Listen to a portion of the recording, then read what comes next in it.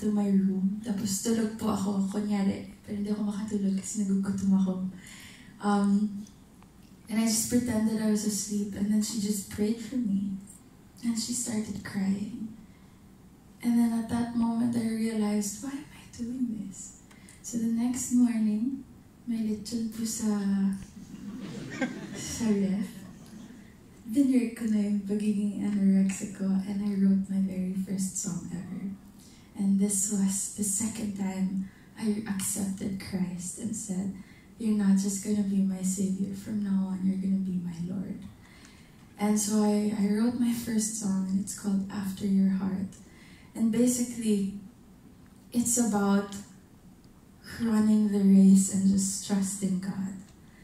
And as a young kid, I was grateful for my daddy, John, which is my stepdad, but I still missed my dad.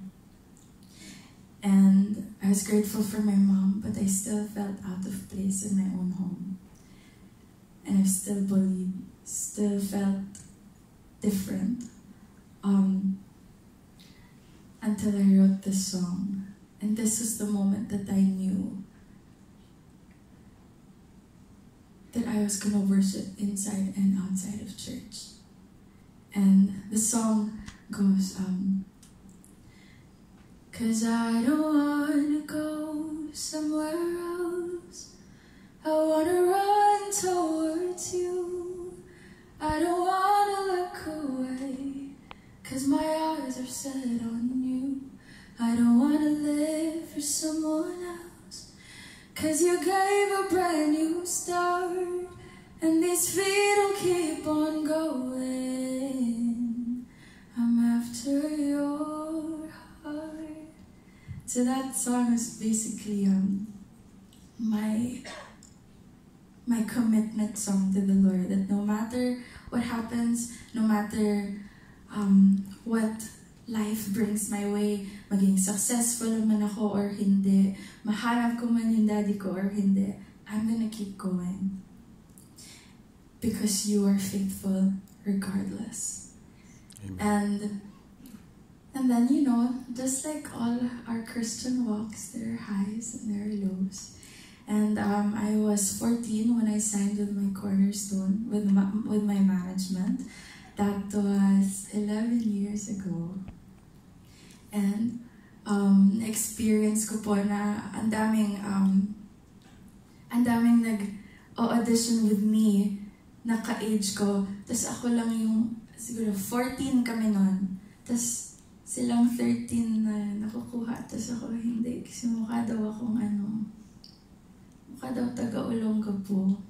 So, pero ano na yung sabihin nun, di ba? And so, yung insecurity ko po, nag-grow, na I'm never gonna be enough. I'm never gonna look that way. I'm never gonna sound that the way they want me. Never ako makabit it. And that became such a strong, painful thing that I carried. When I turned 16, my dad surprised me. My real dad surprised me in ng birthday ng nanay ko. Hindi ko po alam kung bakit sa birthday ng nanay ko siya nagpakita. Pero doon po siya nagpakita, and for the first time, I met my best friend. And it was like nothing ever happened. My dad told me that when I turned 18, he told me that he showed me in Las Vegas. That's my other home. He showed me his church. He showed me how stable his family is. And my sisters, they grew up knowing me and knowing that I exist. And whenever I'm with them, it's like I was never gone at all. And it's so amazing how the Lord can take something so broken and then present it to you years after as if it was never harmed at all. And I remember thinking to myself, how did my dad become one of the #1 most wanted in the Philippines for selling drugs and taking drugs or whatever, to becoming a faithful husband a great dad, and a follower of Christ. And my dad I look at my dad and I see God's redemption all over him.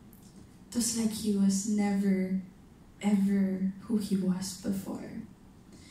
And my daddy John, my daddy John, my stepdad, he's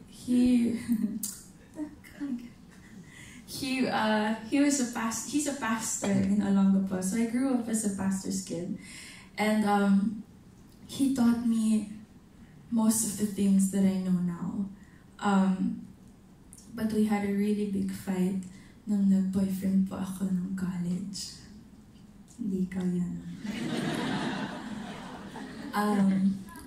I was 18 and I just moved to Manila. I actually moved to Manila when I was 16 for college. And I was in and out of college because I was always sick. I was depressed. I didn't want to go. I felt out of place. And I just wanted to be alone for a chunk of that time. Tapos, nahanap ko po yung boyfriend ko at the time.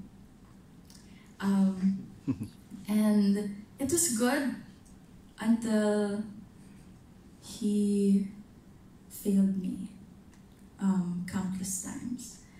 And so I didn't know what to do. So sinalatan ko po siya ng album.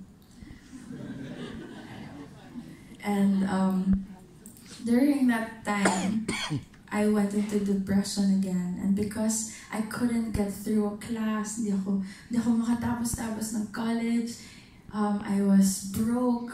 My stepdad and my real dad were fighting over me. I just felt so lonely that I tried to end my life. And there was a whole season where I would just... First time ko po itong kinikwenta.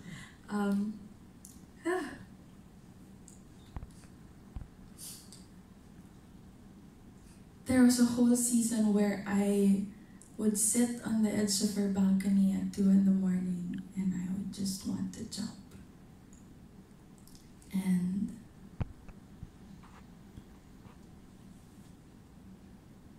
I couldn't find hope anywhere. And it's just that everyone goes through this, the highs and the lows. You get the breakthrough here and then you get the disappointment here. You get an achievement here, but you feel like a failure the moment you get home. And it's just always there. And I just got so sick of it that I wanted to jump. And then there was one time, after months of just trying to hurt myself, I was sitting down. It was one Saturday morning. I was sitting down on the floor, on my bed actually. And somebody messaged me this video of this worship song. And it said, "Lord, you turn my mourning into joy. You break depression." And at that moment, I felt so different. And then I saw a vision of myself sitting on the same bed where I was. And Jesus was right in front of me. And I was showing him my chains. I was still wrapped in chains. And I was like, "Why haven't you set me free yet?" And then he pointed to the chains and he showed me that it had been unlocked a long time ago. So he helped me lift it and we broke it.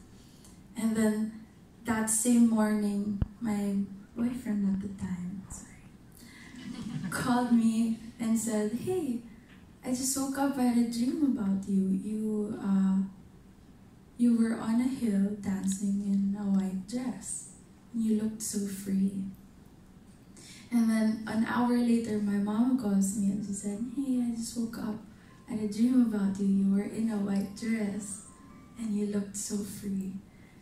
And then all of a sudden, bigla pong may orchestra na nagpe-play. Tapos yun pala nagpa-practice lang yung Manila sa, sa my garden, sa tapat namin. But it was so cool. Let's just think that it was the angels. But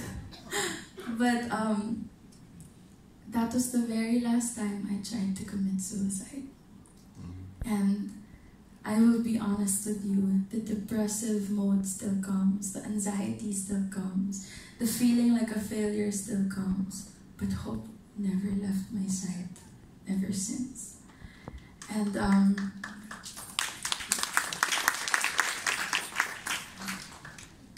then my career still wasn't flying, and nakapag-break na po ako sa ex-boyfriend ko. Nakasali na po ako sa The Voice. And nung sumali po ako sa The Voice, may gusto silang pasuot sa akin. Sobrang ikli, tapos may daming ruffles. Tapos may nagsabi sa akin, sabi ko, ayoko po suotin yan. Tapos sabi niya, hindi ka naman sisikat, huwag mo lang suotin. So, and that was the same day that I lost at the battle rounds because the song was too high. And so I went home. I was like, a good sport ako. Congratulations, Penelope Matanggihan. Good job. And then I got home and I cried. And I was like, God, why is everyone getting breakthroughs except for me? Why isn't anything happening? My family was still dysfunctional. My relationship was dysfunctional. My career wasn't going anywhere. And then I just called it off. And then the year after, my label po na nag-contact sa amin and wanted to sign me. So I thought that was it, but it still wasn't it. And so I felt like a failure. I was a dropout. My album didn't do so well. My family was still a mess. And I was still getting hurt by my ex because I was letting him. And then I went to the States and I recommitted my life to Christ again. And I said, God, I'm sorry. I'm sorry because I look at all the things that you're not doing, that I fail to do everything that you are doing.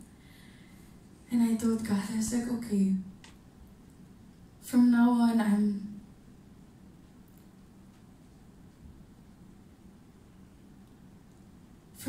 I'm gonna trust you again like I did in the year 2000. And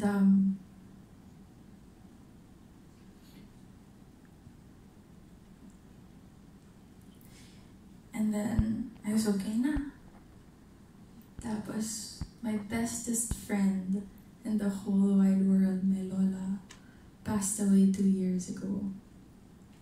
And I was like, just gonna win, Lord. Pagod na ako. We were the ones who rushed her to the ER. She was my constant, and she was the one who kept me going. And then she just disappeared. And I don't know if you guys have ever lost anyone, but it hurts. And at that moment, I said, it became so obvious to me, my mortality, na ako rin mamamatay someday. It could be any time also. I could die tomorrow, I could die next year, I could die in 20, 30, 40 years. But nonetheless, nothing changes. When I reach that point where I'm about to die, will I be able to say, I lived a full life? Will I be able to say, will God be able to say, well done, my good and faithful servant? And I was like, no, He won't. And so at that moment when my lola died, I went into a slight depressive mode again. And then, one moment, I just realized,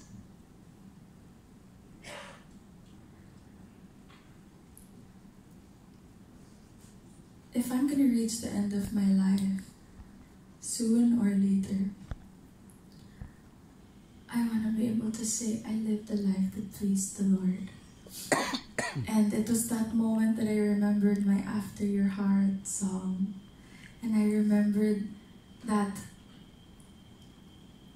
while in my head dysfunctional yung family ko, God still took care of me. When I thought my family abroad was growing up without me, they didn't forget me. I had clothes on my body, I had food to eat, I had my mom. And it was so crazy how I realized that there were so many things that I didn't notice just because I kept complaining. And it was that moment that I said, okay Lord, kung dumating ako sa end ng life ko at ganito pa rin yung career ko, I will still praise you. If wala pa rin mangyari, I will still praise you. If I don't find the one for me, I will still praise you. And so that is how, those are the many moments that I recommitted my life to Christ. So going back to when I broke up with my ex-boyfriend, I told God, ayoko na pong magmahal kasi nakakapagod. Sabi ko, ibigay ka, tas gaganunin ka lang, ganyan. And then I told God, no, I'm not. If you want me to be celibate, I will be celibate. And then a week later, after that breakup, babalikan ko po yung kanina. A week later, after we broke up, someone prophesied over me, and she said, I sense brokenness. She's never met me. And tago po kasing relationship ko, so alam kong si Lord yun, kasi hindi niya malalaman yun. Kasi pati parents ko, later na lang nalaman na nagka-boyfriend, ang dami ko sinabi. And then, she said, I sense brokenness, but God wants me to tell you that you are going places. And that I see your hand and a man's hand being tied with a white ribbon by Jesus himself. And I was like, oy, ayoko na po ikasal. So I disregarded that prophecy and I moved on. And then years later, hindi pala. I disregarded that. The next week, nagpunta po ako sa Crystal Beach kasama si James Moneta tsaka si Jason. Kasi nakipag-break din po sila sa mga girlfriend nila. So nag-capsaway po kami sa Crystal Beach. Tapos, I think that was when we... Pero super platonic po kami nun. Kasi dumating po sa point na tumabi ako sa kanya. Di ba pag nasa beach ka, hindi ka maliligo. May putok siya nun eh. So, sabi ko, okay, friends. wala na siyang ano nun. Okay, mabangoy na siya. Black shirt. Ha? Yung black shirt. Black shirt. Alam mo yung pag black shirt, minsan nakukulog. Yung black shirt, yung sando yun. Ay, black sa. Anyway. And so it was that time, I was like, I don't like this guy. We're gonna be friends. And so we were friends all those years. He never missed my birthdays. He was a constant friend. And ako pa yung nagpo-proofread ng messages niya na isisend niya sa mga nililigawan niya. So nung tinanong niya ako that one time in December, jogging tayo. Oh my God, ito yung sinabi niya kay Christine nung nililigawan niya si Christine. So nalawan ko na po, something's changing. Tapos nagka-cringe na ako. And then, dapat po mag-hangout kami. Punta kaming Baguio, kaming tatlo. Ako, si Jason, si Nate. Hindi raw pwede si Nate. Ha? Tagaytay. Ay, sorry, Tagaytay. And so we were eating. And then nag-snapchat po siya. Tapos tinuro niya dun sa onion rings. Tapos sa akin. Tapos hindi niya ata